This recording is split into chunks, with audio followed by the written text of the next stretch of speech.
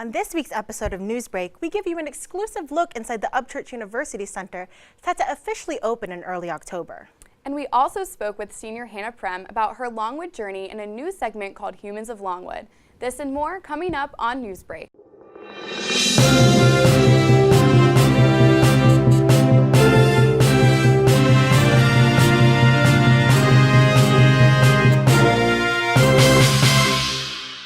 Welcome back to another episode of Newsbreak for the week of September 10th. I'm Nicole Del Rosario. And I'm Alaina Jacques. There was a threat in Sharp Hall on August 1st, according to LUPD Chief of Police Colonel Bob Beach. The situation included a threat to burn, assault and battery of a family member, and KPS failure to appear warrants were from another jurisdiction in Chesterfield. According to Beach, the person was visiting students in Sharp Hall, and they came in contact with them and found out there was an outstanding warrant for them. There has since been an arrest of this individual due to trespassing on campus.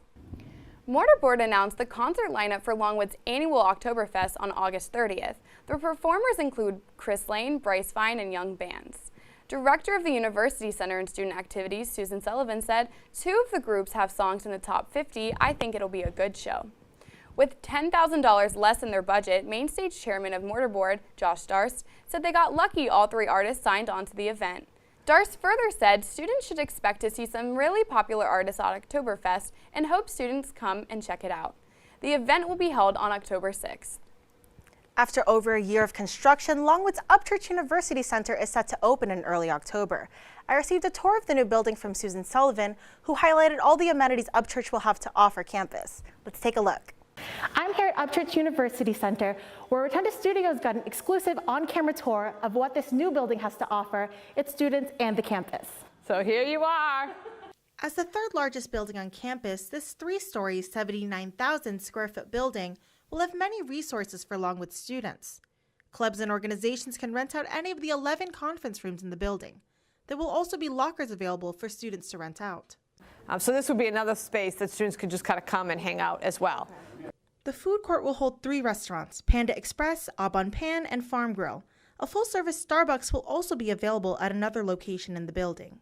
Trees that stood outside the old Cunningham dorms where Upchurch is built were cut down and used in various parts of the building. So there's this, and there's a whole bunch of wood out there as well. There is a stage and another lounge area where Sullivan says organizations can host events like open mics and slam poets. Ideally, we're hoping for pool, ping pong, and foosball. Nice. According to Sullivan, Upchurch University Center is set to open in the first week of October. For Rotunda Studios, I'm Nicole Del Rosario. We're starting a new video series here on Newsbreak called Humans of Longwood, which highlights notable students on campus by allowing them to share their Longwood story.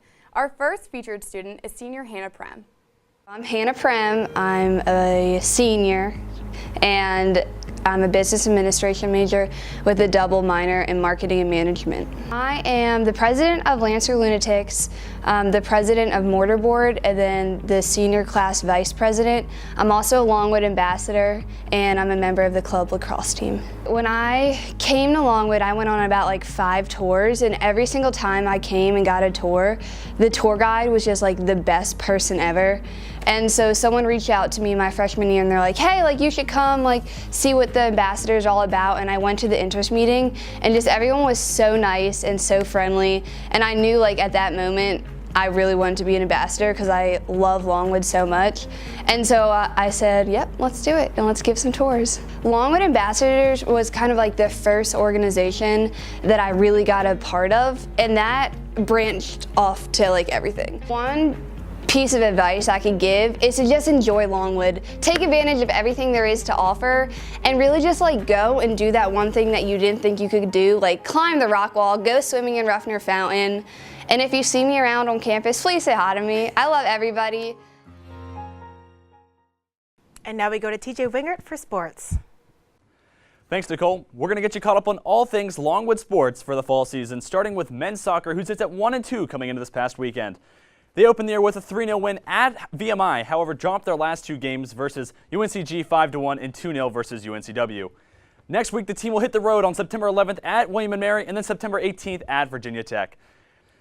Then for field hockey, the team sits at 2-1 after they hosted the game 9.0 and defeated the Bucknell Bison by the score of 2-1, then had their game with UMass Lowell canceled due to weather before heading into Charlottesville to take on the UVA Cavaliers and fell by the score of 2-0.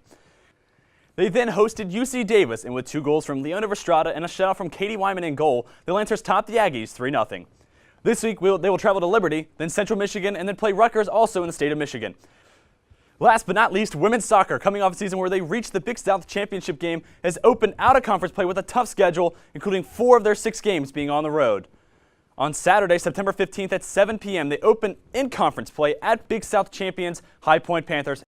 I'm TJ Wengert. Now back to you guys. Thank you, TJ. That's all we have for you for this week. Remember to catch up on all the latest news. Check out our website at therotundaonline.com, like our Facebook page, and follow us on Twitter and Instagram. And don't forget to pick up our next print edition around campus today, September 10th. Thanks for watching.